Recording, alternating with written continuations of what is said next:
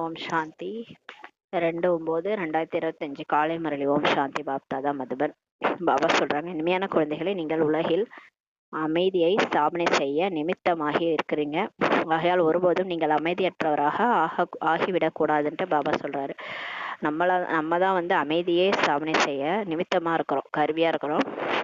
நம்மளே ஒருபொழுதும் கோவப்படக்கூடாது, அமைதியற்றவங்களா ஆயிடக்கூடாதுன்றாரு. கேள்வி: பாபா எந்த குழந்தைகளை கட்டளைக்கு கீழ்ப்பணிந்தவர் என்று கூறுகிறார்? பதில்: குழந்தைகளே, அமிர்த வேளையில் அதிகாலையிலிருந்து தந்தையை நினைவு செய்யுங்கள் என்பது பாபாவின் முக்கிய கட்டளையாகும். பாருங்க, ஃபர்ஸ்ட் ஸ்ரீமத்தே அமிர்த வேளையில எழுந்து பாபாவை நினைவு செய்யறதுதான். யார் பாபாவின் இந்த முக்கிய கட்டளை பின்பற்றுகிறார்களோ, அதிகாலையில் எழுந்து குளிக்க சொல்றார், குளிச்சுட்டு புத்துணர்ச்சி அடைந்து குறிப்பிட்ட நேரத்தில் நினைவின் யாத்திரை செய்கிறார்களோ, குளிச்ச பிறகு ரெஃப்ரெஷ் ஆயிட்டு குறிப்பிட்ட நேரம் 4 to 4:45 எழுந்து நம்ம வந்து பாபாவை நினைக்கிறோமோ, அப்படிப்பட்ட குழந்தைகளை நல்ல குழந்தைகள் மற்றும் கட்டளைக்கு பின்பற்றக்கூடிய குழந்தைகள் என்று பாபா சொல்றாரு. மதுபன்ல அப்படிதான். நம்ம வந்து மதுபன் போனாலே தெரியும், எல்லாருமே அந்த டைமுக்கு 3:30க்கெல்லாம் எழுந்து குளிச்சுட்டு கிளம்பி சாந்தி ஸ்தம்பம் போயிடுவாங்க. மேல இருந்தா பாண்டவ பவனுக்கு போயிடுவாங்க, கீழே இருந்தா தாதிகளோட ஸ்தம்பத்துல உட்காந்து யோகா பண்ணுவாங்க. பார்க்கவே அழகா இருக்கும். அந்த 4 to 4:45 ஒரு எல்லாரும் உட்காந்து யோகா பண்ணுவாங்க. அந்த மாதிரி நம்ம இங்க வீட்டுல இருந்தாலும் சரி, அதே மாதிரிதான் நம்ம எழுந்து பாபா கட்டளைக்கு பின்பற்றக்கூடிய குழந்தைகளா இருக்கணும். அவர்கள் தான் சத்தியுகத்தில் ராஜா ஆவாங்க. யார் வந்து இந்த முதல் கட்டளை பின்பற்றுறாங்களோ அவங்கதான் சத்தியுகத்துல ராஜா ஆவாங்க. கெட்ட குழந்தைகள் துடப்பத்தை எடுத்து சுத்தப்படுத்தும் சாதாரண வேலை செய்யக்கூடியவர்களாக ஆவார்கள்ட்டு பாபா சொல்றாரு. பாபா பேச்ச கேட்கலன்னா நம்ம அங்க போயிட்டு வேலைக்காரி பதவி அடைவோன்றார். ஓம் சாந்தி. இதனுடைய அர்த்தம் குழந்தைகளுக்கு புரிய வைக்கப்பட்டுள்ளது. ஓம் என்றால் நான் ஆத்மா என்பதாகும் சொல்றாரு.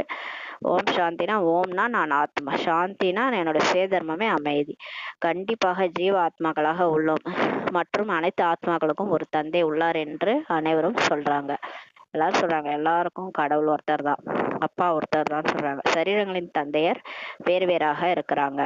எல்லைக்குட்பட்ட தந்தையிடம் எல்லைக்குட்பட்ட ஆஸ்தி மற்றும் எல்லைக்கு அப்பாற்பட்ட தந்தையிடம் எல்லைக்கு அப்பாற்பட்ட ஆஸ்தி கிடைக்கிறதுன்ட்டு பாபா சொல்றாரு என்பது கூட குழந்தைகளின் புத்தியில் இருக்குது. இப்ப நமக்கு தெரியும், அந்த எல்லைக்குட்பட்ட தந்தை வந்து இந்த உடலுக்கான அப்பா. உடலுக்கான அப்பா என்ன கொடுப்பாரு? உடலை கொடுத்தாரு, வீடு, இருக்க இடம், சாப்பாடு, தங்க இடம், காசு, பணம், நமக்கு என்ன தேவையோ அதெல்லாம் இந்த சரீரத்தினுடைய அப்பா செய்றாரு. அந்த ஆத்மாவினுடைய அப்பா என்ன கொடுப்பாரு? அவர் எல்லைக்கு அப்பாற்பட்ட ஆசையை வந்து அவர் மூலமா கிடைக்குது நமக்கு. அது நம்மளுடைய புத்தியில இருக்குது. உலகில் அமைதி உண்டாகட்டும் என்று இந்த நேரம் அனைவரும் விரும்புறாங்க. எல்லாரும் என்ன சொல்றாங்க? உலகம் வந்து இப்ப அமைதி இல்லாம இருக்கு இல்லையா, அப்போ அமைதி உண்டாகட்டும் சொல்றாங்க. ஒருவேளை படங்களின் மூலம் புரிய வைக்கப்படுகிறது என்றால் அமைதிக்காக கலியுகத்தின் இறுதி மற்றும் சத்தியுகத்தின் தொடக்கத்தின் சங்கமத்திற்கு அழைத்து வர வேண்டும்ன்றாரு. இப்ப நீங்க படங்கள் மூலமா புரிய வைக்கணும்னா, அப்ப அமைதிக்காக நம்ம எங்க கூட்டு வரணும்னா, கலியுகத்தினுடைய இறுதியில தான் அமைதி ஏற்படும், சத்தியுகத்தின் தொடக்கத்துல சங்கமம், இந்த சங்கமத்துலதான் அமைதி ஏற்படணும். அப்ப அந்த இடத்துக்கு கூட்டு வந்து நம்ம காட்டணும்ன்றார் படத்துல. இது சத்தியுகம், புதிய உலகமாக இருக்கிறது. இதில் ஒரு தர்மம் மட்டுமே இருக்கும். ஆகவே தூய்மை, அமைதி, சுகம் இருக்கும் அங்க. அதாவது எந்த ஒரு பிரச்சனையும் இல்லாம எப்ப இருக்கும்னா, ஒரே தர்மமா, ஒரே உலகமே, ஒரே வழியை ஃபாலோ பண்ணும்போது தூய்மை இருக்கும், சுகம் இருக்கும், சாந்தி இருக்கும்ன்றது. இதற்கு தான் சொர்க்கம் என்று சொல்லப்படுகிறது. இதை அனைவரும் ஒப்புக்கொள்வார்கள், இதை எல்லாருமே ஒத்துக்குவாங்கன்றார். புதிய உலகில் சுகம் இருக்கும், துக்கம் இருக்க முடியாதுன்ட்டு பாபா சொல்றார். இதை யாருக்கு வேண்டுமானாலும் புரிய வைப்பது மிகவும் ஈஸின்றாரு. சாந்தி மற்றும் அசாந்தியின் விஷயங்கள் இந்த உலகத்தில் தான் இருக்கும்ட்டு பாபா சொல்றாரு. அமைதியும் சரி, அமைதி இல்லாத தன்மையும் சரி, இதே உலகத்துலதான் இருக்கும். வெளியில இந்த உலகத்தை தாண்டி எங்கேயும் அமைதி இல்லை, அமைதின்னு சொல்ல முடியாது, இங்கேதான் இருக்கும்ன்றாரு. ஆனா அங்க நிர்வாண தாமம், அங்க வந்து பரலோகம்ன்றது நம்ம தங்குற இடம். அங்க சரீரமற்ற உலகமாக இருக்கிறது, நம்ம ஆத்மாக்கள் வசிக்கிற இடம். சாந்தி மற்றும் அசாந்தியின் கேள்வியை அங்க எழ முடியாதுன்றாரு. அந்த உலகத்துல சாந்தி அசாந்தி ரெண்டுமே கேள்வி எழ முடியாது அங்க. ஏன்னா சரீரமே கிடையாது இல்லையா, சரீரமற்ற உலகமாக அங்க இருக்குது, வெறும் ஆத்மா மட்டும்தான் அங்க இருக்குது. சாந்தி மற்றும் அசாந்தியின் கேள்வியே எழ முடியாதுன்றாரு. குழந்தைகள் சொற்பொழிவாற்றும் போது உலகில் அமைதியை பற்றிய விஷயத்தை தான் முதலில் எடுத்து சொல்ல வேண்டும். மனிதர்கள் அமைதியை ஏற்படுத்துவதற்காக மிகவும் முயற்சிக்கிறாங்க, அதற்காக அவர்களுக்கு பரிசும் கிடைத்தபடி இருக்குது. நோபல் பீஸ் பிரைஸ் ஃபார் பீஸ்லாம் கொடுக்குறாங்க. எதுக்காகனா அமைதியை நிலைநாட்டுறதுக்காக. உலகத்துல நம்மளும் இதை குறித்து தான் தலைப்பு எடுத்து பேசணுன்றாரு. உண்மையில் இதில் போட்டிக்கான விஷயம் எதுவும் இல்லை. தன்னுடைய சுயதர்மத்தில் நிலைச்சிருந்தீங்கன்னா என்றால் போதும். பாவ கர்மங்கள் அழியும்ன்ட்டு பாபா சொல்றாரு. இப்ப நான் ஆத்மா, நான் அமைதி சொரபம்ன்ட்டு நிலைச்சிருந்தாலே போதும், உங்க பாவம் அழிஞ்சிருந்தார். சுயதர்மத்தில் நிலைத்தீர்கள் என்றால் அமைதி ஏற்பட்டுவிடும். நீங்களோ எப்போதும் அமைதியில் இருக்கும் தந்தையின் குழந்தைகள். பாபா எப்பவுமே அமைதியில் இருக்காரு. ஏன்னா அவர் அமைதி கடல் இல்லையா. அவருடைய குழந்தை நம்மன்னு சொல்றாரு. இந்த ஆஸ்தி அவரிடம் தான் நமக்கு கிடைக்கிறது. இப்ப எங்கே நிம்மதி எங்கே நிம்மதின்னு தேடுறோம் இல்லையா, அந்த நிம்மதி அமைதி எல்லாம் பாபாட்டம் தான் கிடைக்குது. அவர் நினைச்சாலே போதும் நம்ம அமைதியாயிரும். அதனை மோட்சம் என்று சொல்வதில்லை. மோட்சமும் பகவானுக்கு கூட கிடைக்க முடியாது. மோட்சம்ன்றது பிறவா நிலை. பிறவா நிலைன்றது அதாவது பூமியில வரவே கூடாது. அதுதான் பிறவா நிலை. பூமியில கடவுளே வந்துதான் ஆகணும் இல்லையா. மோட்சமா கடவுள் கூட கிடைக்க முடியாது. அவரே ஒரு உடல்ல அவதரிச்சு நமக்கு ஞானத்தை சொல்ல வேண்டியது இருக்குது. டிராமால இந்த ஒரு விளையாட்டு மாதிரி நடிப்பு நடிச்சிட்டு இருக்கிறோம். பகவானும் கூட நடிப்பில் கண்டிப்பாக வர வேண்டும். கல்பமாக கல்பத்தின் சங்கம் யுகத்தில் நான் வருகிறேன் என்று பாபா சொல்றார். யுகேன்னு அவங்க கீதையில சொல்லிட்டாங்க. யுகம் வர்றதில்ல, சங்கம யுகத்துல தான் வர்றாரு. ஆக மோட்சம் பகவானுக்கே இல்லை எனும்போது குழந்தைகள் மோட்சத்தை எப்படி அடைய முடியும்? அதான் நான் பிறக்கவே கூடாது, எனக்கு அடுத்த பிறவினே வேணாம், எனக்கு இந்த வாழ்க்கையை வெறுத்து போச்சு, எனக்கு முக்தி வேணும், மோட்சம் வேணும்ட்டுலாம் கேட்குறாங்க இல்லையா. அது கடவுளுக்கே இல்லாத போது நமக்கு எப்படி கிடைக்கும்ட்டு சொல்றாரு. இவை முழு நாளும் மனன சிந்தனை செய்ய வேண்டிய விஷயங்களாகும். தந்தையோ குழந்தைகளாகிய உங்களுக்கு தான் இப்ப புரிய வைக்கிறார். குழந்தைகளாகிய உங்களுக்கு புரிய வைக்கக்கூடிய பயிற்சி கூட அதிகமாக இருக்குது. சிவபாபா புரிய வைக்கிறார் என்றால் பிராமணர்களாகிய நீங்கள் தான் புரிஞ்சுக்கிறீங்க. இப்ப பாபா சொல்ற விஷயம் எல்லாம் பிகேஸ்க்கு தான் புரியுது இல்லையா, வெளி உலகத்திற்கு புரியாது. மனன சிந்தனை நீங்கள் தான் செய்ய வேண்டும். சேவையில் குழந்தைகளாகிய நீங்க இப்ப இருக்கிறீங்க. நீங்கள் மிகவும் அதிக அளவில் புரிய வைக்க வேண்டி இருக்குதுன்ட்டு பாபா சொல்றாரு. இப்ப நம்ம தான் சேவை பண்ணிட்டு இருக்கிறோம். அதனால நம்ம தான் எல்லாருக்கும் புரிய வைக்கணுன்றாரு. இரவும் பகலும் சேவையில் இருக்கிறாங்க. கண்காட்சிக்கு முழு நாளும் வந்தபடிதான் இருப்பாங்க. இப்ப கண்காட்சி எல்லாம் வைக்கிறோம்னா முழு நாளும் அங்க எல்லாரும் வராங்க, பாக்குறாங்க, போறாங்களா. அப்ப இரவும் பகலும் நம்ம அங்கேயே சேவையிலே இருக்கணும், கலைச்சு போக கூடாது. பாபா நினைவுல பாபாவுடைய ஞானத்தை சொல்ல சொல்ல நமக்கு ஆத்மால சக்தி வந்துட்டே இருக்கும். அதனால அது சொன்னோன்னா நம்ம இன்னும் புத்துணர்ச்சி கிடைக்கும். அதனால முழு நாளும் வந்துட்டு இருப்பாங்க. சில இடங்களில் இரவு 10-11 மணி வரை கூட வந்தபடி இருக்கிறாங்கன்றாரு.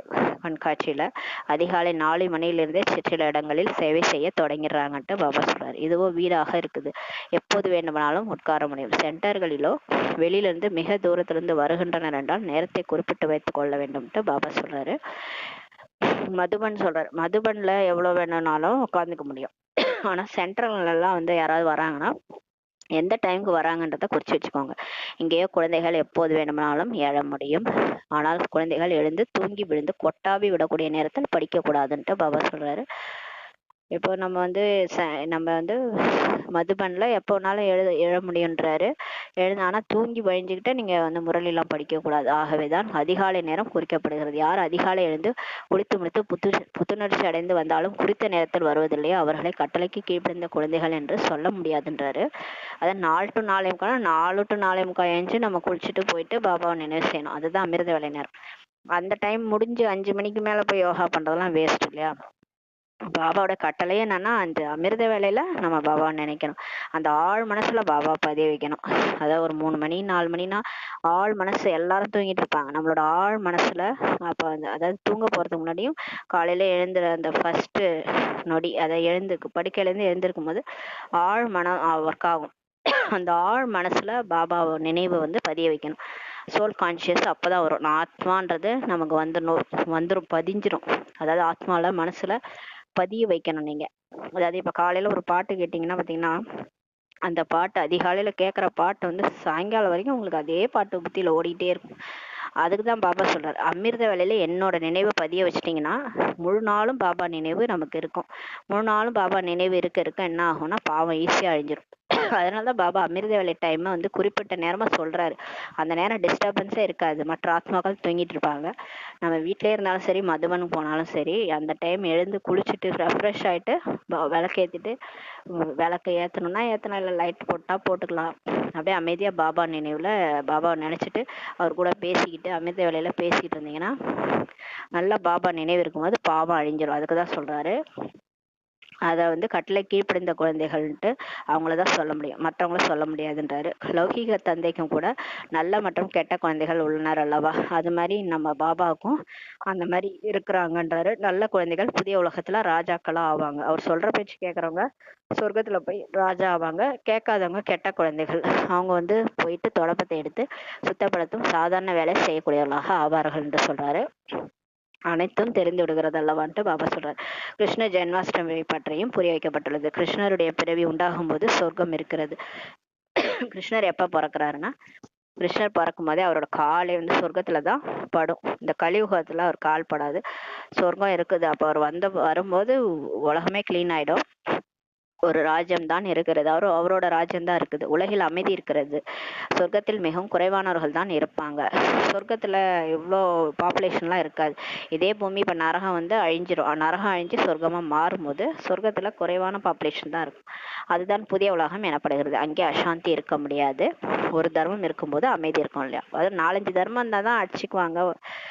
அதாவது இப்பயே நம்ம சொல்லணும், எல்லாரும் ஒண்ணுதான், எல்லாம் ஒரு கடவுளின் குழந்தைகள் தான், எதுக்கு அடிச்சுக்கணும், எல்லாம் சகோதரர்கள் சகோதரர்கள் தான் பாடுறாங்க. இருந்தாலும் அப்பப்ப ஏதாவது அந்த கடவுளோட பேர்ல அவங்களுடைய இது சாஸ்திரத்தினோட பேர்ல சண்டை போட்டுக்கிறாங்க. அது பல பிரிவுகளா இருக்கிறதுனால தானே சண்டை போட்டுக்கிறாங்க. அதனால ஒரே தர்மமா இருக்கும்போது அமைதி இருக்கும்ட்டு பாபா சொல்றாரு. எல்லாரும் ஒரே வழி, ஒரே மாதிரி, ஒரே ஸ்ரீமத்தை ஃபாலோ பண்றாங்கன்னா இங்க பிரச்சனை இருக்காது இல்லையா. அந்த தர்மத்தை பாபா தான் இப்ப வந்து ஸ்தாபிக்கிறார். ஒரு கடவுளோட வழியில யார் போறாங்களோ அவங்கதான் வந்து ஒரே தர்மத்தை சேர்ந்தவங்க. அவங்கதான் அங்க போய் ஆதிசநாதன தேவி தேவதா தர்மத்துல பிறக்குறாங்க. பின்னர் வெவ்வேறு தர்மங்கள் வரும்போது அசாந்தி உண்டாகிறது. அப்புறம் சொர்க்கத்துல சத்தியுகம் திரேதாயுகத்துல ஒரே தர்மமா தான் இருக்குது. அதுக்கப்புறம் துவாபர யுகத்துல இருந்து தான் பல தர்மங்கள் உருவாகும் போது தான் அசாந்தி உண்டாகிறது. அங்கே அமைதிதான் இருக்கும். சொர்க்கத்துல அமைதிதான் இருக்கும். 16 கலை நிரம்பியவர்கள் தான் அங்க இருப்பாங்க அல்லவா. சந்திரனும் கூட முழுமையடைந்திருக்கும் போது அழகாக இருக்கும் இல்லையா, அதற்கு முழு நிலா என்று சொல்லப்படுகிறது. திரேதாவில் 3/4 பாகமாக தான் இருக்கும், தேய்ந்து விடுகிறது அல்லவான்றார். 2 கலைகள் குறைந்து விடும்போது திரேதா யுகத்துல நம்மளுடைய கலை குறைஞ்சும் போது ஆத்மாவுடைய பவர் குறைஞ்சிரும். அது முழு நிலவு மாதிரி இருக்காது, முக்கால் நிலவு மாதிரி இருப்போம் நம்ம திரேதா யுகத்துல. ஆனா சொர்க்கத்துல முழு நிலவு மாதிரி அப்படியே 16 கலைகள் நிரம்ப பெற்றவங்களா நம்ம இருப்போம். முழுமையான அமைதி சத்தியுகத்தில் தான் இருக்கும். 25% உலகம் பழையதாகி விடும்போது கொஞ்சம் குழப்பம் ஏற்படுன்றாரு. 2 கலைகள் குறைவதால் அழகு குறைஞ்சு போயிடுதுன்றாரு. பாருங்க, 16 கலைகள் நிரம்பியிருந்தாதான் அழகே சொல்றாரு. அப்புறம் அழகு குறைஞ்சிருதுன்றாரு. சொர்க்கத்தில் முழுமையான அமைதியும் நரகத்தில் முழுமையான துக்கமும் இருக்குதுன்ட்டு பாபா சொல்றாரு. இந்த சமயத்தில் மனிதர்கள் அமைதியை தான் விரும்புறாங்க. இதற்கு முன்னால் உலகின் அமைதி உண்டாகட்டும் என்ற சப்தங்கள் தான் இருக்கவில்லை. இப்போ இந்த லாஸ்ட் கலியுக இறுதியில தான் எல்லாரும் சாந்தி வேணும்னு கேக்குறாங்க, அமைதியை விரும்புறாங்க. ஆனா இதுக்கு முன்னாடிலாம் இந்த மாதிரி யாருமே சொன்னதில்லை. இப்போது சப்தம் எழுந்துள்ளது. ஏனென்றால் உலகில் இப்போது அமைதி ஏற்பட்டு கொண்டிருக்கிறதுன்னு அவர் சொல்றாரு. உலகில் அமைதி ஏற்பட வேண்டும் என்று ஆத்மா விரும்புது. மனிதர்களும் தேக அபிமானத்தில் இருக்கிறதுனால உலகத்தில் அமைதி ஏற்படட்டும்ட்டு சொல்லி கொண்டு மட்டும் இருக்கிறாங்க. அவங்க என்ன நினைக்கிறாங்க, இந்த உடல் உணர்வுல சொல்றாங்க அமைதியாயிரணும், எல்லாரும் ஒன்னாயிரணும், அமெரிக்கா ரஷ்யா எல்லா நாடும் எல்லா சகோதரர்களும் ஒன்னாயிரணும்னா அது எப்படி? அவங்க உடல் உணர்வுல யாரும் ஒன்னாக மாட்டாங்க. ஆத்மான்னு புரிஞ்சுக்கும் போது தான் எல்லாரும் சகோதரன் புரிஞ்சுக்கிட்டு அமைதியாக முடியும். உடல் உணர்வுல பிரச்சனை தான் வரும் இல்லையா. 84 பிறவிகள் இப்போது முடிஞ்சிருச்சு. தந்தையை வந்து நமக்கு புரிய வைக்கிறார். தந்தையை தான் நினைவு செய்கிறார்கள். அவர் எப்போதாவது ஏதாவது ரூபத்தில் வந்து சொர்க்கத்தை ஸ்தாபனை செய்வார். அவரின் பெயரை சொர்க்கத்தை உருவாக்கும் இறை தந்தை ஆகும்ட்டு பாபா சொல்றாரு. பாபாவோட பேர் என்னன்னா காட்ஃபாதர், ஹெவனை உருவாக்கக்கூடிய காட்ஃபாதர். சொர்க்கத்தை எப்படி படைக்கிறார் என்று யாருக்குமே தெரியாது. ஸ்ரீகிருஷ்ணர் படைக்க முடியாது. அவர் தேவதை என சொல்லப்படுகிறார். அவரே சொர்க்கத்தினுடைய இளவரசர். அவரையே நிராகார் பரம்பிதா பரமாத்மா தான் படைச்சாரு. அப்ப அவரை படைப்பவர்ன்ட்டு சொல்ல முடியாது. அவர் ஒரு தேவதை. மனிதர்கள் தேவதைகளுக்கு நமஸ்காரம் செய்யறாங்க. ஆனா கிருஷ்ணரோட மகிமை வேறு, சிவனுடைய மகிமை வேறு, காட்ஃபாதருடைய மகிமை வேறு. அவர் பதித பாவனர், ஞான கடல், இது எல்லாமே காட்ஃபாதர் சிவன் தான். ஆனா இவர் வந்து கிருஷ்ணர் வந்து அவர் தெய்வீக குணங்களுடைய தேவதை. 16 கலைகள் நிரம்ப பெற்றவர். அவரையும் வந்து கோயில் கட்டி வணங்குறாங்கன்னா அவர் அந்த அளவுக்கு வாழ்ந்துட்டு போயிருக்கிறாரு. மனிதர்கள் தேவதைகளுக்கு நமஸ்காரம் செய்யறாங்க. அவர்களுக்குள் தெய்வீக குணங்கள் இருக்கிறதுனால அவங்க தேவதைகள் என்று எனப்படுகிறார்கள் சொல்றார் பாபா. நற்குணங்கள் நிறைந்தவர்களை இவர் தேவதை போன்றவர் என்று சொல்றாங்க அல்லவா. இப்ப கூட பாத்தீங்கன்னா சிலர் யாராவது அழகா இருக்காங்க, நல்ல குணமா பழகுறாங்க, அன்பா இருக்கிறாங்கன்னா நீங்க தேவதைன்ட்டு சொல்றாங்க. தேவதை மாதிரி இருக்கிறீங்க அப்படின்னு சொல்லுவாங்க இல்லையா. அது உண்மையிலே தேவதைகள் எப்படி இருந்திருப்பாங்க? சண்டை சச்சரவு செய்பவர்களை அவங்க சொல்ல மாட்டாங்க. சண்டை சச்சரவு செய்பவர்களை என்னன்னு சொல்லுவாங்க? அசுரர் மாதிரி இருக்கிறான்னு சொல்லுவாங்க. அசுரரை போன்றவர் என்று சொல்றாங்கன்றார். நாம் எல்லைக்கு அப்பாற்பட்ட தந்தையின் முன்பு இப்போ உட்கார்ந்துருக்கிறோம்ட்டு குழந்தைகள் புரிஞ்சிருக்கிறீங்க. எனவே குழந்தைகளின் நடத்தை எவ்வளவு நன்றாக இருக்கணும். கடவுளே வந்து பாடம் எடுக்கிறாருன்னா நம்மளோட நடத்தை எப்படி இருக்கணும்ன்றார். அஞ்ஞானத்திலும் கூட 6-7 குடும்பங்கள் ஒன்றாக சேர்ந்திருந்தாலும் கூட முழுக்க முழுக்க பால் பாயசமாகி இனிமையாக இருந்தாங்கன்ட்டு பாபா பார்த்துருக்கிறார். அப்புறம் பிரம்மா பாபா காலத்துல ஒரே குடும்பத்துல 6-7 குடும்பம் ஒன்னா இருக்குமா. அதாவது அந்த ஒரே குடும்பத்துல தாத்தா பாட்டி அவங்களுடைய பேரன் பேத்தி அப்படின்ட்டு எல்லாம் ஒன்னா சேர்ந்து வாழ்வாங்க பொழுது 6-7 குடும்பம் ஒன்னா இருந்தாலும் எல்லாரும் ஒத்துமையா பால் பாயசம் மாதிரி இருப்பாங்களாம். மற்ற இடங்களில் வீட்டில் இருவர் இருந்தா கூட சண்டையிட்டு கொண்டே இருப்பாங்க. சில வீட்டுல பாத்தீங்கன்னா 2 பேர் தான் இருப்பாங்க, 2 பேரும் மாத்தி சண்டை போட்டுக்குவாங்கன்றார்.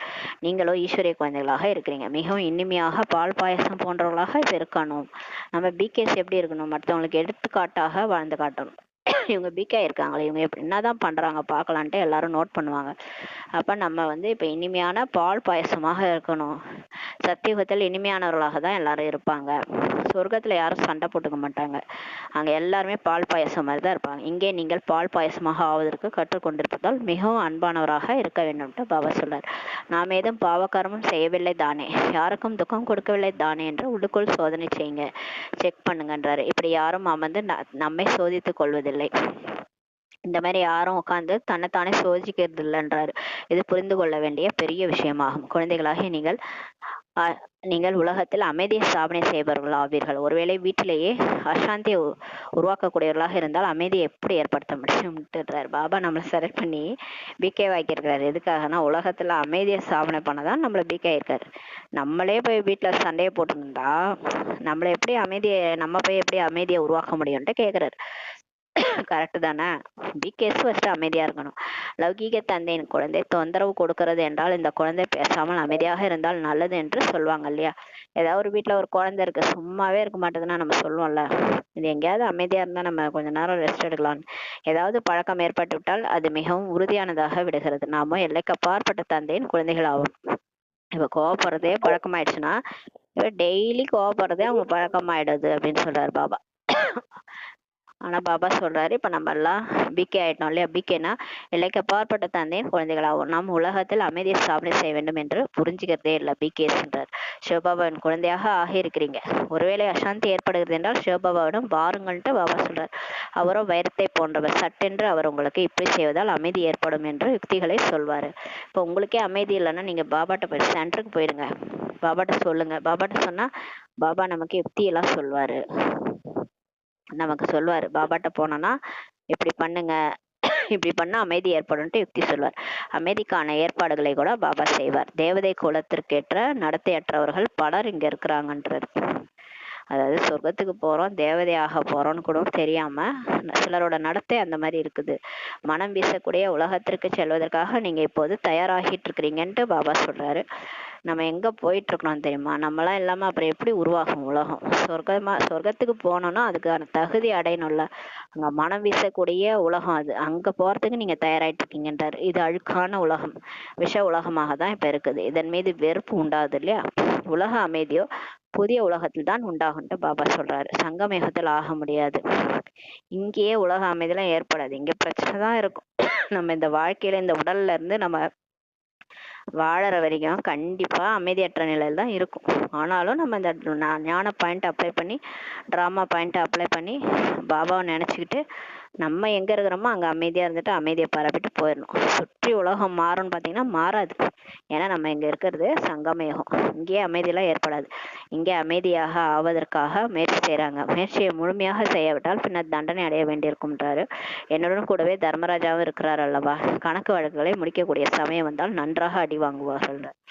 சிலர்லாம் இப்ப நல்லா இருக்கிற மாதிரி தோணும். நம்ம சொல்லுவோம் சிலர் பார்த்து, நல்லாதான் எல்லா தப்பும் செய்யறாங்க, நல்லாதான் இருக்கிறாங்க, இவங்களுக்கு என்ன குறை? நம்ம தான் ஒரு தப்பும் அறியாதவங்க, நம்ம தான் எல்லாத்தையும் அனுபவிக்கிறோம்ட்டு நம்ம சொல்லுவோம். ஆனா பாபா சொல்றாரு, அவங்கவுங்களுக்கு டைம் வரும்போது அவங்கவுங்க அனுபவிப்பாங்கன்றார். கணக்கு வழக்கில் முடிக்கக்கூடிய சமயம் வரும்போது நல்லா அடி வாங்குவாங்கன்ட்டு பாபா சொல்றாரு. ஏன்னா கர்மத்தின் சுமை கண்டிப்பாக இருக்குது இல்லையா? நம்ம என்ன செய்யறோமோ அதோட தண்டனை கண்டிப்பா நமக்கு கிடைக்கும். அது சின்ன விஷயமா இருந்தாலும் சரி, பெரிய விஷயமா இருந்தாலும் சரி.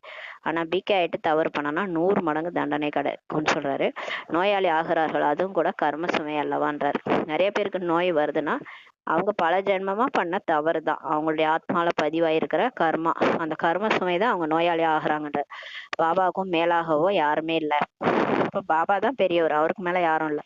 குழந்தைகளே, மனம் வீசும் மலர்கள் ஆவீர்கள் என்றால் உயர்ந்த பதவியை அடைவீர்கள், இல்லை என்றால் எந்த லாபமும் இல்லை என்று பாபா நமக்கு புரிய வைக்கிறார். இப்ப மாறுங்க, மாறினாதான் நல்ல பதவி அடைவீங்க, மாறலைன்னா அடைய முடியாது, எந்த லாபமும் இல்லைன்ட்டாரு. மனம் வீசக்கூடிய மலரா மாறுங்கன்றார். பகவான் தந்தை என்று யாரை அரைக்கல்ப காலம் நினைவு செய்தோமோ அவரிடமிருந்து ஆஸ்திகளை எடுக்கவில்லை என்றால் குழந்தைகள் பயனற்றவர் ஆகிறாங்கன்னு சொல்றாரு. பக்தியில தேடி தேடி அலைஞ்சோம், கடவுள் கிடைப்பாரா, அவரை பார்ப்போமா, இந்த கண்ணால பார்ப்போமா அப்படின்னு. தாதி உடல்ல வந்தாரு, பிரம்மா பாபா உடல்ல. தாதி உடல்ல நம்ம பார்த்தோம் இல்லையா? பாபா கண்ணுக்கு தான் தெரியல, இருந்தாலும் ஒரு உடல்ல அவதரிச்சு நம்மளை நமக்கு பாபா மீட்டுக்கு போறோம், அவ்வளோ சக்தி நம்ம உணர்றோம். பாபாவை நேரா பாக்குற ஒரு அந்த சக்தி கிடைக்குது இல்லையா அங்க மதுபன்ல. எந்த அளவுக்கு நம்ம புண்ணியம் பண்ணியிருந்தா பாபா நமக்கு கிடைச்சிருப்பாரு. இத்தனை பிறவி தவம், நம்ம இத்தனை பிறவி பக்தி பண்ணதுனாலதான் நமக்கு கிடைச்சிருக்கிறாரு இல்லையா? பாபாவுடையவரை ஆகி கூட அவரோட ஆஸ்தி எடுக்கலைன்னா அப்புறம் என்னதான் அப்படின்னு கேட்கிறாரு பாபா. குழந்தைகள் பயனற்றவரா ஆயிடுறாங்க, பிரயோஜனமே இல்லாதவங்களா ஆயிடுறீங்கன்றார். ஆனால் நாடகத்தின்படி இதுவும் கண்டிப்பாக ஆகவே வேண்டும்ன்றாரு. சிலர் அப்படிதான் இருப்பாங்க, அவங்க போஸ்டிங்கே அதான், சொர்க்கத்துல போய் வேலைக்காரனா ஆவாங்கன்னா அப்புறம் என்னதான் பண்றது. அப்ப அந்த முயற்சி தான் பண்ணுவாங்க. ஆக புரிய வைப்பதற்கான பல யுக்திகள் உள்ளன. உலகில் அமைதியோ சத்தியுகத்தில் இருந்தது, அங்கே இந்த லட்சுமி நாராயண ராஜ்யம் இருந்தது. சண்டையும் கண்டிப்பாக இப்போ ஏற்பட போகிறது, ஏனென்றால் அமைதியற்ற நிலை உள்ளதல்லவான்றார். இப்ப பாருங்களேன், போக போக அமைதியற்ற தன்மை வந்துட்டே இருக்குது. பிறகு கிருஷ்ணர் சத்தியுகத்துல தான் வருவாரு. கலியுகத்தில் தேவதைகள் நிழல் கூட விட முடியாதுன்ட்டு சொல்றாங்க. அதாவது தேவதைகளோட காலு இந்த கலியுகத்துல கூட படாது அப்படின்னு சொல்லுவாங்க. அவங்களோட சிலையோடைய நிழலே விழாதுன்னு சொல்லுவாங்க. தேவதைகளுடைய சிலை சிலை இருக்கு இல்லையா, அதோட நிழலே பூமியில படாதுன்னுவாங்க. அப்புறம் எப்படி அவங்களோட கால் படும்? அவங்க உண்மையா சைத்தன்யமா சொர்க்கத்துலதான் வருவாங்க, இங்க வரமாட்டாங்க. இந்த விஷயங்களை குழந்தைகளாகிய நீங்க தான் இப்போது கேட்டுக்கிட்டு இருக்கிறீங்க. சிவபாபா நம்மை படிக்க வைக்கிறார் என்பது உங்களுக்கு தெரியும், தாரணையும் செய்ய வேண்டும். பாபா தான் நம்மளை படிக்க வைக்கிறாரு, யாரும் மனுஷங்க நம்மளை படிக்க வைக்கல. அதனால நல்ல புத்தியில ஞானத்தை தாரணை செய்யணும். முழு ஆயுளும் பிடிக்கிறது. இந்த பிகே ஆயிட்டு ஆயுள் நீண்டு இருக்கு நமக்கு. அப்ப இன்னும் எவ்வளவு காலம் நம்ம வாழ போறோமோ இவ்வளவு காலமும் நம்ம தாரணை பண்ணணும். ஆயுள் முழுக்க புரிய வைத்தாலும் புரிந்து கொள்வதே இல்லை என்று சொல்றாங்க அல்லவா? சொல்லுவாங்க, எவ்வளவுதான் சொல்லி புரிய வச்சாலும் புரிய மாட்டுதுன்ட்டு. முதலில் முக்கியமான விஷயத்தை புரிய வையுங்கள். ஞானமும் பக்தியும் வேறு வேறான விஷயங்கள் ஆகும் என்று எல்லைக்கு அப்பாற்பட்ட தந்தை சொல்றார். அரைக்கல்ப காலம் பகல், அரைக்கல்ப காலம் இரவு. சாஸ்திரங்கள் கல்பத்தின் ஆயுளை தலைகீழாக எழுதிட்டாங்க, லட்சக்கணக்கான ஆண்டுகள்னு எழுதிட்டாங்க. ஆக பாதி பாதி என்று கூட ஆக முடியாது. சாஸ்திரத்துல சொல்லியிருக்கிற கல்பத்தின் ஆயுள் தப்பு தப்பா இருக்கு. உங்களுக்குள் யாராவது சாஸ்திரங்கள் முதலானவர்களை படிக்கவில்லை என்றால் நல்லது, படித்தவர்களாக இருந்தால் சந்தேகம் எழுன்றாரு. இப்ப பிகே அவங்க சாஸ்திரம் எல்லாம் படிச்சுட்டு வந்தாங்கன்னா கொஸ்டின் மேல கொஸ்டின் கேட்டுனே இருப்பாங்க. படிக்காதவங்க வந்தா ரொம்ப நல்லதுன்றாரு. படிச்சா சந்தேகம் வரும், கேள்வி கேட்டபடியே இருப்பாங்க. உண்மையில் வானப்பிரஸ்த நிலை உண்டாகும் போது ஏதாவது ஒரு வழியில் பகவானை நினைவு செய்யறாங்க. பிறகு குருவை போல சொல்லி கொடுப்பார்கள், பக்தியும் சொல்லி கொடுக்கிறார்கள். பக்தியை கற்றுக் கொடுக்காதவர்கள் யாருமே இங்க இல்லை. அதாவது உலகத்துல பக்தி பண்ணதான் கத்துக் கொடுக்குறாங்கன்றார். அவர்களுக்குள் பக்தியின் சக்தி இருக்குது, அதனாலதான் சொல்றாங்க. ஆகையால் தான் இவ்வளவு பின்பற்றக்கூடியவர்கள் ஆகிறாங்க. அதாவது பாத்தீங்கன்னா திடீர்னு பார்த்தா ஒரே அம்மனுக்கா பூஜை நடக்கும், திடீர்னு பார்த்தீங்கன்னா பிள்ளையார் பூஜை, திடீர்னு முருகர் பக்தர்கள் ஆயிடுவாங்க. ஒரு டைமுக்கு ஒரு பக்தரா ஆயிடுவாங்க. அப்படியே ஒரு ஃபேஷன் ஆகும், அப்படியே அதுல அப்படியே போயிடுவாங்க. திடீர்னு பார்த்தா மணிமுடி கட்டின்னு எல்லாம் ஐயப்பன் கோயிலுக்கு போவாங்க. இதெல்லாம் பக்தியில ஒரு சக்தி இருக்குன்றாரு. அதை பின்பற்றக்கூடியவர்களா ஆயிடுறாங்க. பின்பற்றக்கூடியவர்கள் பக்தர்களின் பூஜாரி என்று சொல்வார்கள். இங்க அனைவரும் பூஜாரிகளாக தான் இருக்கிறாங்க. அதாவது பூஜைக்குரியவங்களா யாரும் இல்லை, மதிப்பிற்குரியவங்களா இல்லை, போய் பூஜை செய்யறவங்கள தான் இருக்கிறாங்க. அங்கே பூஜாரியாக யாரும் இருப்பதில்லை. சொர்க்கத்துல ஆனா எல்லாம் தேவதைகளா இருப்பாங்க. அங்க போய் யாரும் கோயிலுக்கு போக மாட்டாங்க, பூஜை எல்லாம் செய்ய மாட்டாங்க, பூஜாரியா ஆக மாட்டாங்க. அங்க பூஜைக்குரியவர்களா இருப்பாங்க. பகவான் ஒருபோதும் பூஜாரியாக ஆவதில்லை. அனைத்து ஞான கருத்துக்களும் இப்ப புரிய வைக்கப்படுகிறது. மெல்ல மெல்ல குழந்தைகளாகிய உங்களுக்கு கூட புரிய வைக்கக்கூடிய சக்தி வந்து கொண்டே இருக்கும். இப்ப நம்ம பாபா நினைக்க நினைக்க நம்ம ஞானத்தை படிக்க படிக்க நமக்கும் புரிய வைக்கக்கூடிய சக்தி புத்தியில டச் ஆயிட்டே இருக்கும். பாபா நிறைய நமக்கு புரிய வைப்பாரு. மற்றவங்களுக்கு நமக்கு புரிய வைக்கக்கூடிய சக்தி வந்துகிட்டே இருக்குன்றாரு. அப்பதானே புரிய வச்சாதானே எல்லாரும் புரிஞ்சுக்குவாங்க. அதனால நம்மளதான் பாபா வந்து மாத்திக்கிட்டே இருப்பாரு. கிருஷ்ணர் வந்து கொண்டிருக்கிறார் என்று இப்போது நீங்க சொல்றீங்க. நம்ம சொல்றோம் கிருஷ்ணர் வந்துட்டு இருக்கிறாருன்னு. சத்தியுகத்தில் கண்டிப்பாக கிருஷ்ணர் இருப்பாரு, இல்லை என்றால் உலகத்தின் சரித்திரம் புகழும் எப்படி மீண்டும் நடக்கும்ட்டு பாபா சொல்றாரு.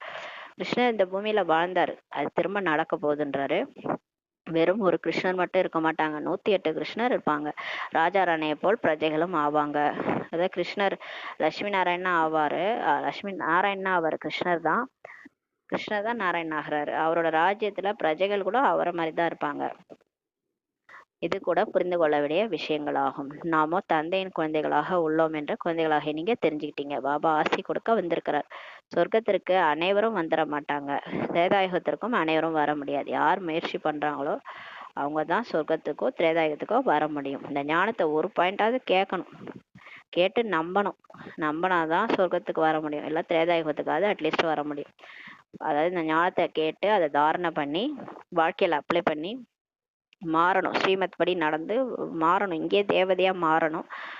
அது மாதிரி பாபா சரீரம் விடும்போது பாபா நினைவுல சரீரம் விடணும். அப்பதான் பாஸ், இல்லைன்னா ஃபெயிலு. ஃபெயிலுன்னா திரேதாயுகம், பாஸ் ஆனா சொர்க்கம். மரம் போக போக பெரியதாக கொண்டே போகிறது. மனித சிருஷ்டி என்ற மரம் தான் ஆகும். அங்கே பரந்தாம் ஆத்மாக்களின் மரம் இருக்குது. பரந்தாமத்துல நம்மளுடைய ஆத்மாக்களின் மரம் இருக்குது. அங்கதான் நம்ம போயிட்டு இருப்போம். இங்கே பிரம்மா மூலமாக ஸ்தாபனை, பிறகு சங்கரன் மூலமாக விநாசம், பிறகு பாலனை. வார்த்தைகளை கூட இப்படி விதிப்படி சொல்ல வேண்டும்ன்றாரு.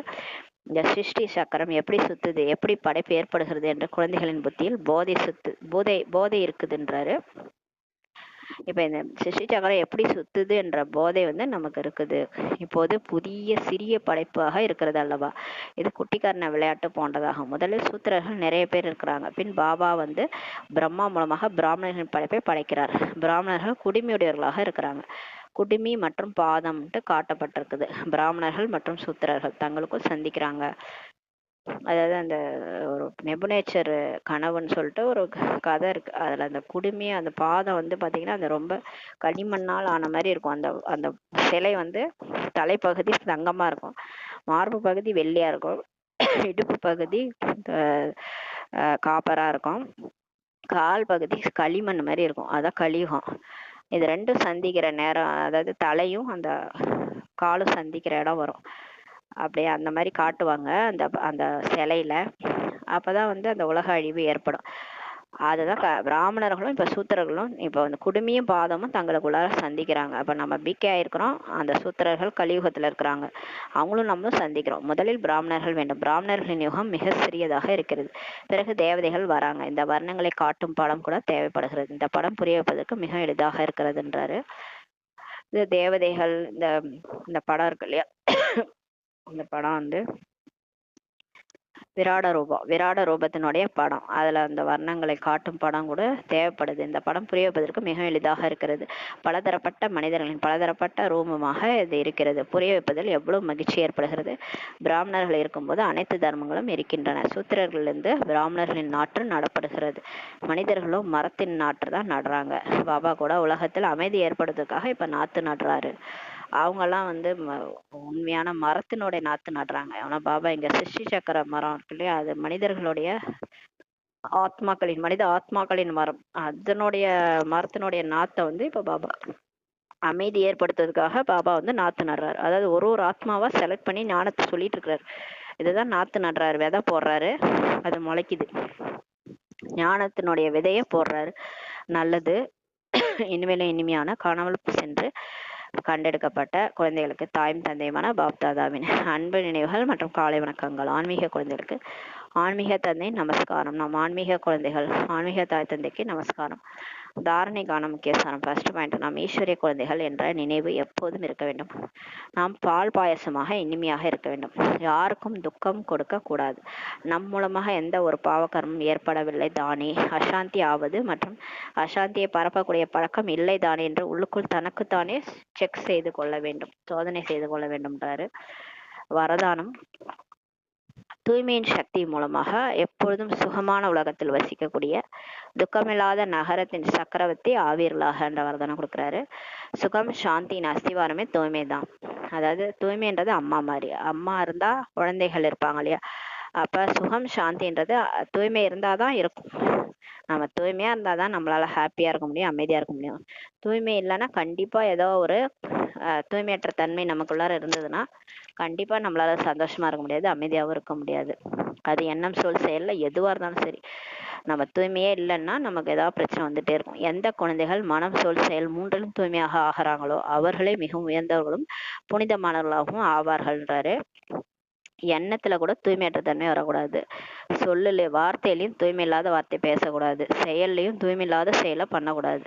5 விகாரம் சம்பந்தப்பட்ட எந்த விஷயமும் நம்மளுடைய கர்மேந்திரியங்கள் மூலமா செய்யக்கூடாது, வாய் மூலமாவும் பேசக்கூடாது, எண்ணங்கள்ல கூட நினைக்க கூடாது, கனவுல கூட வரக்கூடாது. கனவுல கூட தூய்மையற்ற 5 விகாரம் வரக்கூடாது. யாரையாவது திட்டுற மாதிரி 5 விகாரத்துல போற மாதிரி பற்று வச்சுக்கிற மாதிரி எதுவுமே கனவுல கூட வராம இருந்தாதான் தூய்மை ஆயிட்டோன்னே அர்த்தம்.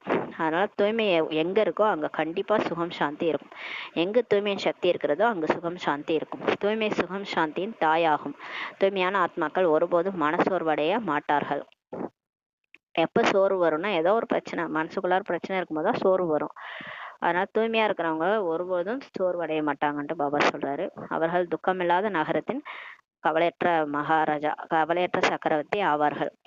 அவர்களது கிரீடம் கூட தனிப்பட்டது. பிரம்மா பாபா மாதிரி. பிரம்மா பாபா பாருங்க, அவர் மனசுல எதுவுமே கிடையாது, வாயிலையும் நல்ல நல்ல வார்த்தைகள் தான் பேசுவார், கண்ணாலே அப்படியே ஒரு ஆன்மீக திருஷ்டி தான், சுப பாவனை தான், சுப ஆசை தான். அந்த மாதிரி இருந்தவர் கவலை இல்லாத சக்கரவர்த்தியா இருந்தாரு. அவரோட கிரீடம் கூட தனிப்பட்டது, மேலும் பீடம் கூட தனிப்பட்டது. அது அங்க போய் ராஜ கிரீடம் அணிவாங்க, ராஜ பீடத்துல உட்கார போறாங்க. ஒளியின் கிரீடம் தூய்மையினுடைய அடையாளமாகும்ட்டு பாபா சொல்றாரு. அதாவது யார் நம்ம இப்ப தூய்மையா இருக்கிறோமோ எண்ணம் சொல் செயல்ல பிரம்மா பாபா மாதிரி அவங்களுக்கு பின்னாடி ஒரு ஒளி வட்டம் தெரியும். கடைசியா ஒளியின் கிரீடம் வந்துடும். அதுதான் தேவதைகள், அதாவது அந்த படத்தெல்லாம் காமிச்சிருப்பாங்க பாருங்க, அந்த புத்தருக்கு பின்னாடி ஒரு ஒளி கிரீடம், இயேசுக்கு பின்னாடி ஒரு ஒளி கிரீடம். அதெல்லாம் தூய்மையின் சக்தி தான். தூய்மையா இருந்தவங்க, எண்ணம் சொல் செயல்ல தூய்மையா வாழ்ந்தவங்க, அதனால அவங்களுக்கு தலைக்கு பின்னாடி ஒரு ஒளி கிரீடம் காமிச்சிருப்பாங்க. ஒளி கிரீடம் யாருக்கு இருக்கோ அது தூய்மையின், அதாவது வைப்ரேஷன் தான், நம்மளுடைய வைப்ரேஷன். நம்மள்ட்ட இருந்து ஒரு தூய்மையான அதிர்வலைகள் போகுதுன்னா அந்த ஒளி கிரீடம் நமக்கு வந்துருச்சுன்னு அர்த்தம். அதுதான் தூய்மையின் அடையாளமாகும்ட்டு பாபா சொல்றாரு. ஆனா இன்னும் யாரும் தூய்மை ஆகலை. இப்பதான் ஞானத்தை அப்ளை பண்ணிட்டு கொஞ்சம் கொஞ்சமா மாறிட்டு இருக்கிறோம். தேவதைகள் ஃபுல்லா மாறும்போது அந்த ஒளி கிரீடம் வந்துடும். ஸ்லோகன்: நான் ஆத்மா ஆவேன், சரீரம் அல்ல. இந்த சிந்தனை செய்வதுதான் சுய சிந்தனை ஆகும். அதாவது உண்மையிலே நம்ம அந்த உடல் கிடையாது. எப்படி ஒரு கார் வேற, கார் டிரைவர் வேறையோ அந்த மாதிரி டிரைவர் போய் நான் தான் கார்னு நினைச்சுக்குவாரா? நினைக்கவே மாட்டார். ஆனா நம்ம மட்டும் பாருங்க, நான் தான் இந்த சரீரம்னு நினைச்சிட்டு இருக்கிறோம். எவ்வளவு ஒரு மடத்தனம் பாருங்க. நம்ம இந்த உடலே கிடையாது, நம்ம இந்த உடலை இயக்கக்கூடிய சக்தி, நம்ம டிரைவர். இந்த உடல் ஒரு கார் மாதிரி, நம்ம ஆத்மா டிரைவர், இந்த ஓட்டிட்டு இருக்கிறோம். நம்ம வேற, இந்த உடல் வேற. அப்படி நினைச்சோன்னா எந்த ஒரு துக்கமும் நமக்கு வராது. இந்த மாதிரி சிந்தனை பண்றதுதான் சுய சிந்தனை ஆகும்ட்டு பாபா சொல்றாரு. அவ்யக்த சமிஞ்சை: இப்போது ஈடுபாடு எனும் அக்னியை மூட்டி யோகத்தை ஜுவாலாரூபம் ஆக்குங்கள். சக்திசாலி யோகம் என்றால் ஈடுபாட்டின் அக்னி, ஜுவாலாரூபத்தின் நினைவுதான் பிரஷ்டாச்சாரம், கொடுமை ஆகியவற்றின் அக்னியை முடித்துவிடும் மற்றும் அனைத்து ஆத்மாக்களுக்கும் ஒத்துழைப்பு கொடுக்கும்ட்டு பாபா சொல்றாரு. எப்ப நானு மற்றும் பாபா எரிமலை மாதிரி யோகம் பண்றீங்களோ அப்ப அந்த கொடுமை, இந்த பிரஷ்டாச்சாரம், இதுக்கெல்லாம் இந்த அக்னியெல்லாம் முடிச்சிரும். அதாவது சுற்றி நடக்கிற கொடுமையெல்லாம் முடிஞ்சிரும். நம்மளை சுத்தி நடக்குது இல்லையா நிறைய பிரச்சனைகள், அதெல்லாம் நம்மளுடைய யோகா அக்னியின் மூலமா எல்லாம் அழிஞ்சு போயிடும்ன்றாரு. மற்றும் அனைத்து ஆத்மாக்களுக்கும் ஒத்துழைப்பு கொடுக்கும். எதுன்னா நம்மளுடைய இந்த யோகா அக்னி, இதன் மூலமாகத்தான் எல்லையில்லாத வைராக்கிய உள்ளுணர்வு பிரஜாவலிக்க செய்யும்ன்றார். இப்ப நம்ம யோகால இருக்க பாபா நினைவு அதிகரிக்க இந்த எல்லையில்லாத வைராக்கிய உள்ளுணர்வு முழு உலகத்திலையும் பரவுன்றாரு. நினைவினுடைய அக்னி ஒரு பக்கம், அந்த அக்னியை முடிச்சிரும். அந்த உலகாய அக்னியை முடிச்சிடும். மற்றொரு பக்கம் ஆத்மாக்களுக்கு பரமாத்ம செய்தியின் தனிந்த சுரூபத்தின் அனுபவம் செய்விக்கும். அங்க அந்த காம அக்னி, கோப அக்னி எல்லாம் எரிஞ்சிட்டு இருக்குது இல்ல, 5 விகாரத்தினுடைய அக்னிய நம்மளுடைய நினைவினுடைய அக்னி, நம்ம நினைவு சுரூபமாகி பாபா நினைவுல ஒரு நெருப்பு ஜுவாலை மாதிரி ஒரு எரிமலை யோகம் நம்ம பண்ணும்போது எரிமலையில இருந்து எப்படி அந்த ஜுவாலா வருது இல்லையா, அது போய் என்ன பண்ணிடும், உலகத்துல இருக்கிற அந்த காம அக்னி, கோப அக்னி, 5 விகாரத்தினுடைய அக்னியை அடிச்சிடும். மற்றொரு பக்கம் பாபாவுடைய செய்தி குளிர்ந்த ரூபத்தினுடைய அனுபவத்தை செய்யும். பாபா வந்துட்டாரு அப்படின்னு கேட்டாலே ஆத்மாக்கள்லாம் என்ன ஆயிடுவாங்க, அப்படியே குளிர்ச்சி ஆயிடுவாங்க. எப்பா எனக்கு ஒரு அப்பா இருக்கிறாரு, கடவுள் கண்டிப்பா இருக்கிறாரு, அவர் வந்துட்டாரு, அவர் இருக்கிறார் எனக்குன்ட்டு நினைச்சாலே போதும், எல்லா ஆத்மாவும் அமைதியாயிடுவாங்க. அதாவது எல்லாம் அனாதை மாதிரி கிடக்குறாங்க உலகத்துல, அனாதை மாதிரி இருக்காங்க, யாருமே துணை இல்லாம இருக்கிறாங்க. கடவுள் இருக்கிறாருன்னு தெரிஞ்சா ரொம்ப குளிர்விக்கும் அவங்களுக்கு, அவங்க மனசு குளிர்ந்துரும். இதன் மூலம் ஆத்மாக்கள் பாவங்களின் நெருப்பிலிருந்து விடுபட்டவர்களாக ஆகிவிட முடியும். அப்ப அதன் மூலமா அவங்க என்ன பண்ணுவாங்க, பாவம் செய்யறத நிறுத்திடுவாங்க, அந்த நெருப்புல இருந்து விடுபட்டவர்களாக ஆகிட முடியும்னு சொல்லி பாபா சொல்றாரு. அப்ப யார் கையில இருக்குது, உலகமே மாறுறது யார் கையில இருக்குது, நம்ம கையில தான் இருக்குது. பிகேசி எல்லாம் ஜுவாலா சுரூப நினைவுல இருந்தாதான் இதெல்லாம் நடக்கும்ன்றாரு. அதுக்குதான் அமிர்த வேலை எஞ்சி யோகா பண்ணுங்க, எந்த நேரம் பாபா நினைவுல இருங்க அப்படின்னு சொல்றாரு. எல்லையில்லாத வைராக்கிய உள்ளுணர்வை பரப்புங்க, அப்பதான் உலக ஆத்மாக்கள் தவறு செய்யறத நிறுத்துவாங்கன்னு சொல்லி நம்ம தலையில பொறுப்பை வச்சிருக்காரு பாபா. ஓம் சாந்தி. நன்றி பாபா, நன்றி ரமா, நன்றி பரிவாரம். ஓம் சாந்தி.